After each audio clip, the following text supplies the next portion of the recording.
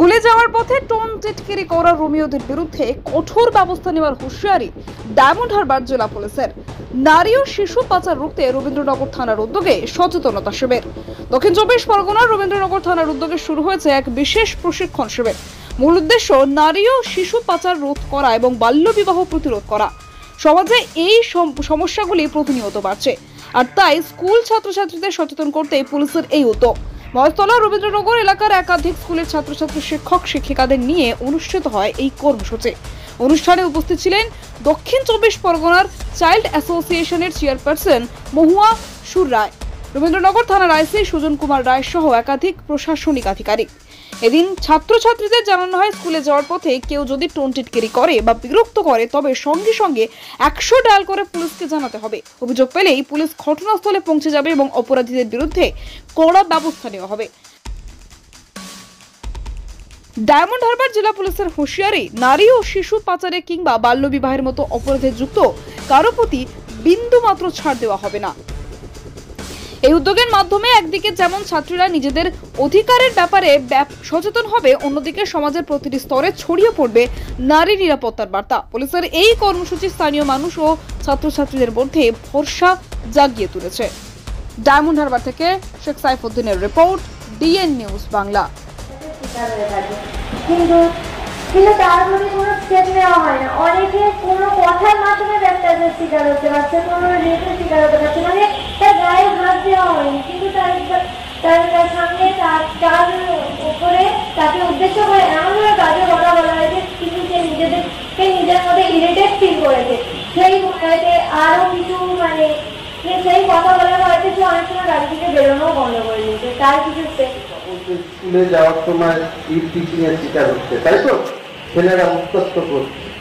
সেরকম কোনো খবরও যদি থাকে তোমাদের কাছে, তোমরা কি করবে, একটা খাতায় লিখবে যে আমরা এই গলিটি যখন যাচ্ছি এই জায়গাটায় এই সময় ছেলেরা উত্তপ্ত করছে, নিজের নাম লিখবে না।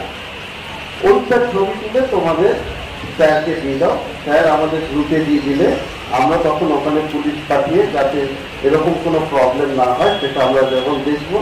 আবার এই আমাদের আগামী দিনে আমাদের যে পরীক্ষা আছে, অবশ্যই আগে আমরা পড়াশোনাকে অগ্রাধিকার দেব, তারপরে আমাদের পড়াশোনার শেষে আমাদের যে সোশ্যাল অ্যাক্টিভিটিসটা আছে সেটা আমরা করব। আগামী দিন আমরা প্রত্যেকটা স্কুলে আমাদের যে থানার বিভিন্ন রেকর্ড আছে, কোন কোন জায়গা থেকে আমাদের শিশুরা বেশি বিয়ে হয়ে যাচ্ছে, সেসব জায়গাগুলো অলরেডি আমরা চিহ্নিত করেছি। আমরা সবাই মিলে সেখানে যাব, সেখানে গিয়ে আজকে যেরকম ভাবে আমরা তোমাদেরকে বুঝিয়েছি, আগামী দিন তোমরাও সেই দায়িত্বটা নেবে যে ওই জায়গায় গিয়ে আমাদের সঙ্গে তোমরাও গিয়ে বোঝাবে, এই আশা রেখে ওখানের পরিবারের অবস্থা এবং কি কারণেও চাইছে, পড়াশোনা না মেডিকেল হেলথ, এটা ওরা ভিজিট করে যদি বোঝেন যেটা হয় তখনই কয়েক মাসে একটা প্রপার প্রক্রিয়া চালু করার পর এটা চালু হয়ে যায়। তো এই ফিনান্সিয়াল ক্রাঞ্চের জন্য বিয়ে দেয়, সেটার আর কোনো প্রয়োজন হবে না। শিশু ধর্ষিত হলে তো ডেফিনেটলি তার কড়া আইন আছে, পক্সো আইন আছে, সেটা নিয়ে তো এর চেয়ে কড়া আইন আর হয় না। তো যদি আপনারা এরকম কখনো কিছু জানেন, প্লিজ 100 ডায়াল করুন, 1098 করুন, কারণ কোনো শিশু ধর্ষিত হওয়া কোথাও কোনো কাম্য নয়। তার জন্যে প্রত্যেকটা শিশুর স্কুলে যাওয়া দরকার, রোজ স্কুলে পাঠানো দরকার। যদি স্কুলে কোনো বাচ্চা 2 দিন বা 3 দিন না যায়, আপনারা জানেন, বা স্কুলের থেকে না জানে, তারা জানাক, আমাদের জানাক, পুলিশকে জানাক, তাহলে কিন্তু আমরা এর প্রথম স্টেজেই বাচ্চাটাকে বাঁচানো যাবে। ছাত্রছাত্রীদের উদ্দেশ্যে কি মেসেজ রাখবেন আজকে?